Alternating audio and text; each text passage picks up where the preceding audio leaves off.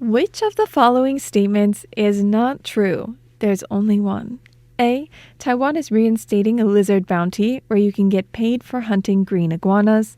B. There's a religion that turns people into zombies with pufferfish poison. Or C. A dog's breed is the first thing to consider when beginning training. 2 of those are true and 1 is not.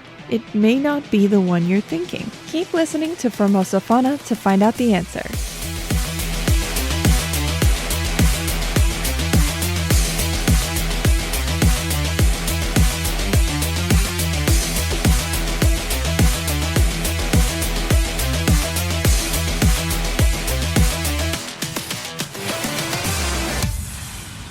Spend the next 20 minutes feeding your brain with Formosa Fauna so you can learn all about the animal kingdom and become smarter than all of your friends. Because what better way to spend your commute or downtime? Every Friday is Formosa Fauna Friday. I'm Tristan Hildebrand, the voice of Formosa Fauna. I'm simple. I love animals and I love talking about them. If you're even remotely curious about the animal kingdom, you're in the right place. On today's agenda, we'll mainly be talking about the 3 topics that I teased in that first question. So first of all, is Taiwan reinstating the lizard bounty? Second, is there really a religion that turns people into zombies with pufferfish? That's hard to say. Pufferfish poison. Say that 5 times fast. And third, how big of a role does a dog's breed play when it comes to misbehavior? Let's dive right in. Do you remember back in episode 14 of Formosa Fauna, we talked about Taiwan's lizard bounty? 2 reptile species were so much of a perceived environmental threat in Taiwan back in around 2016 that Jiayi County started offering bounties for them, dead or alive. What the government hoped would be environmental conservation ended up being criticized as a misguided conservation policy at best. Our guest in episode 14 also sort of helped break it down for us, noting many of the people who are hunting the invasive species didn't really know what to look for or how to identify them properly, which could have led to them instead killing protected species. Also, because the bounties were rewarded for each reptile, people began hoping that they would stick around protecting these invasive populations because that became their source of income. All in all, it was just not a great plan at all. Well, in this week's news at RTI, you may have heard us report on a new but similar issue. Pingdong County has captured over 44,000 green iguanas this year alone, prompting local authorities to offer public training sessions on catching these invasive reptiles. The program had 150 spots to fill with potential bounty hunters, and those spots were filled within just 5 minutes after announcing that they were open. The invasive species, which has no natural predators in Taiwan, has caused severe damage across central and southern regions. In response, the Pingdong government's training sessions have attracted diverse participants seeking extra income through the bounty program. The packed training sessions include proper capture techniques, and participants must sign an agreement covering safety protocols and ethical guidelines prohibiting animal cruelty and controversial behaviors like posting captured photos online. That was one of the huge complaints about the last program, when cruel photos and cruel capture methods were being posted online. Again, it isn't the animal's fault that they're invasive species. They don't really know. They're just trying to live their lives. So treating them too cruelly is a little unfair. The Agricultural Department has announced additional training sessions for January and February, which shows that hopefully the government is committed to addressing this environmental issue humanely. And hopefully the people are committed to it too. Did you know that over 17,000 species thrive in the deep sea where no light penetrates the ocean waves? Or that there are 38,000 different kinds of microbes in just a liter of seawater? These were all discoveries made by the Census of Marine Life, a 10-year international effort that assessed the diversity, distribution, and abundance of marine life. Today you're going to learn about pufferfish. What's fun about pufferfish is a lot. actually, but first of all, that they exist just about worldwide.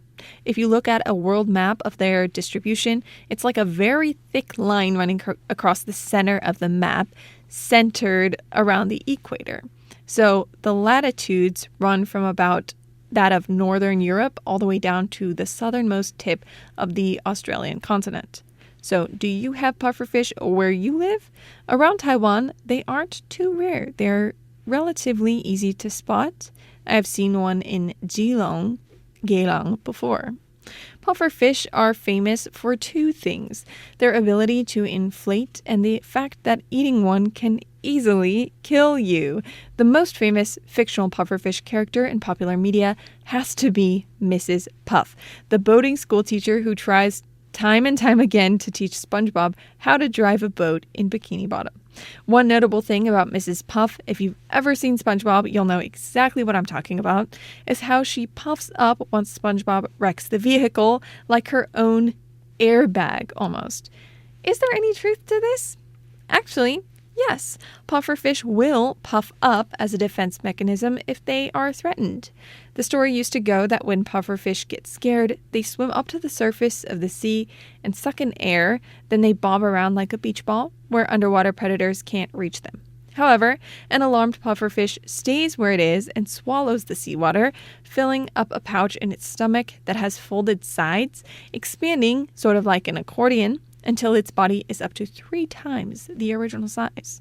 The defense mechanism works not by floating up to the surface, but by suddenly becoming a big ball that's too cumbersome for many attackers to grab. Pufferfish have skin that's 8 times stretchier than that of most fish, which makes the anatomical hyperinflation possible. It does help that they have no ribs or pelvic bone to get in the way. A related fish is the porcupine fish, which have spines that stand on end when they puff up, turning them into a large spiky ball. If a predator is big and gutsy enough to defeat that first line of defense and takes a bite out of the pufferfish despite its size, a nasty surprise awaits them, as many parts of a pufferfish, including the skin, are spiked with a neurotoxin called tetrodotoxin, also known as TTX. The chemical is hundreds of times more lethal than even cyanide, according to Dr. Helen Scales' book, Around the Ocean and 80 Fish. The neurotoxin blocks nerve signals, causing paralysis and eventual death by suffocation. There is also no known antidote. The pufferfish are immune to their own neurotoxin thanks to a genetic mutation that stops the poison from binding to their nerve fibers. Humans, on the other hand, are not at all immune to this toxin, but have been eating pufferfish very, very carefully since around 5,000 years ago. In Japan, the pufferfish is still relatively popular, and chefs will train for several years to get a fugu handling license that will allow them to learn the extraction skills so they can remove the liver, making the dishes not lethal. Back in November 2023, one 44-year-old man died after eating improperly prepared pufferfish in Nantou County, Taiwan. 8 people were sent to the hospital because of that meal. The deceased was given a pufferfish, which he then made a hot pot meal out of. Toxin-free pufferfish can now be bred in captivity by controlling what food they eat because they get the toxin from bacteria ingested.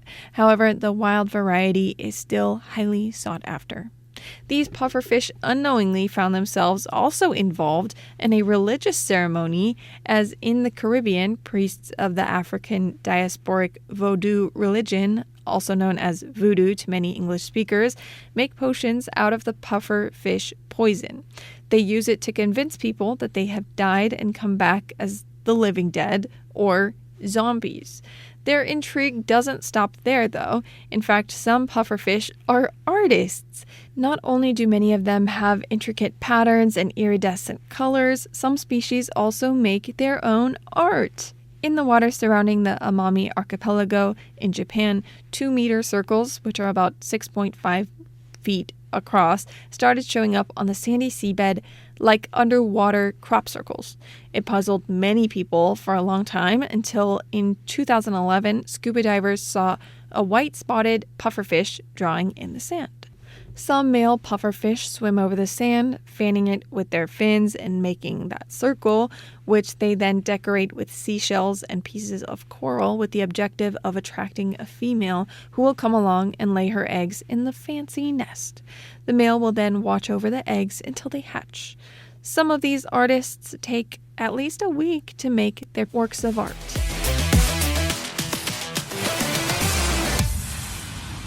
Speaking of zombies, I had my own run-in with what I see as a zombie on New Year's Eve. I was about to head into a cafe when a very sickly-looking kitten or cat crossed my path. I say kitten because this cat was so small, so skinny, and sort of mangy-looking with patches of fur, large patches of fur missing, that honestly, the cat looked like a kitten. I called up a friend, and I was tracking this cat for, I want to say maybe 10, 20 minutes while my friend put the necessary gear together and put it in his car and headed over. And I had to follow this cat because it looked like she was on some sort of mission. She just would not settle down. And she didn't even notice me following her because I was following from a distance, but she still would not stop. And I was afraid that she would get too far away, that I wouldn't be able to find her again. So I tracked her. And there was a point at which I lost her, which really, really scared me. But she ended up showing back up. And she was in such bad shape. I took her to the vet, and the vet seems to think that she will be okay. But she had a lot of fleas on her, which sucked her blood dry, according to the vet, which made it really hard for her to put on weight. So she was actually 2 to 3 years old, he says. And my 2 cats now, who are 2 to 3 years old, weigh 4.5 kilograms and 5 kilograms. And for reference, this sickly-looking cat weighed 2.1 kilograms. And it was honestly a little bit traumatic to take this cat in to the vet because of how bad of shape she was in. And she, I guess, bumped into the cage, which then made her nose bleed, which then got on my legs. And one of her eyes looked like it popped out, but apparently is sort of hidden inside somewhere, which can be fixed with surgery. But moral of the story is she is very beaten up. I don't think life dealt her a very good hand.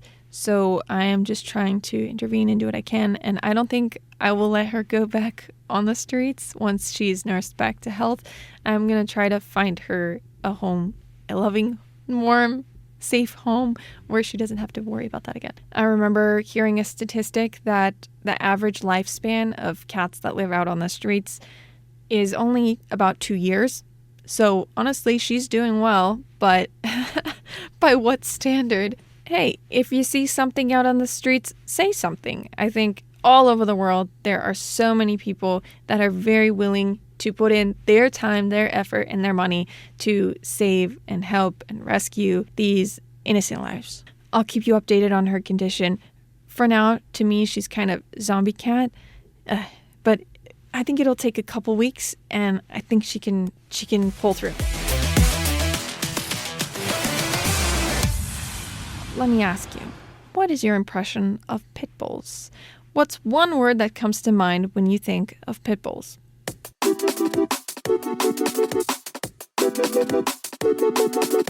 In the last 2 episodes, we dispelled the first 2 of the 3 biggest myths when it comes to dog misbehavior, that dogs are spiteful, and that dogs misbehave because they are trying to be dominant. To make that clear, Zach George, dog trainer, has stated clearly that dogs are not spiteful. So they don't misbehave out of spite, nor do they misbehave to try to assert dominance over you. In fact, he dispelled the whole alpha theory altogether, which even a prominent author who sort of championed the idea went back on altogether and asked his publisher to stop printing the book that promoted the theory. So systemically, we have a lot of misconceptions when it comes to dogs. When you think of pit bulls, do you think dangerous, violent, or aggressive? When you think of chihuahuas, do you think yappy? People tend to associate certain personalities and certain behaviors with certain breeds, even placing emphasis on the breed and what the dog was bred to do, which Zach George says is not fair to the dogs and can harm training. He even pleads, please don't buy into these stereotypes. Even when dogs do adhere to their breed stereotypes, their breed is still often one of the least important factors in the dog's personality. Rather, one of the best ways to understand your dogs is to get an understanding of your dog's energy level. We don't have to dance around the topic of breeds. We can be upfront and admit that for thousands of years, humans selected dogs that performed certain tasks well, like herding and hunting, and made breeds out of them. But if you're to look at individual dogs within the same breed, you'll find that the way they interact with you, each other, and the world varies drastically. An example I like to use is the world of guide dogs. Specific breeds are chosen to be guide dogs, usually because of their calm temperament, intelligence, obedience, good memory, attention to surroundings, willingness to learn, and ability to concentrate in complicated environments. Puppies from these breeds often cost a lot of money, but even from the time that they're still puppies, they start disqualifying certain dogs due to their temperament, obedience, memory, attention to surroundings, and the ability to concentrate in complicated environments. Those who are chosen for further training don't all graduate from the program either.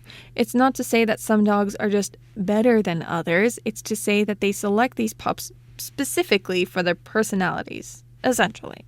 Even when they're from the same breed, the same bloodline, there's no guarantee that those characteristics will be the same, and that's why some make it through the training and most do not. Fact is that dogs of every breed jump on people, nip, chase, destroy things, and don't come when called, all for various reasons.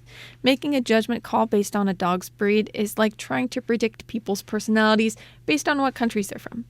It's not fair to do that to humans, and it's inaccurate to do that when it comes to dogs. This is all according to Zach George's Guide to a Well-Behaved Dog.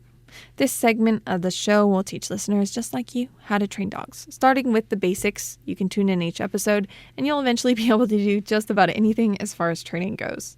I don't currently live with any dogs, but find the knowledge widely applicable as I grew up with dogs, hear of people in my circle who are struggling to train their own dogs, and run into stray dogs on my way home in Taiwan every day. So if you're like me and don't currently have a way to apply these methods, there's no telling when exactly they might come in handy. And now that we have dispelled all three of the top 3 biggest myths when it comes to dog training, you can look forward to next week's episode where we will talk specifics.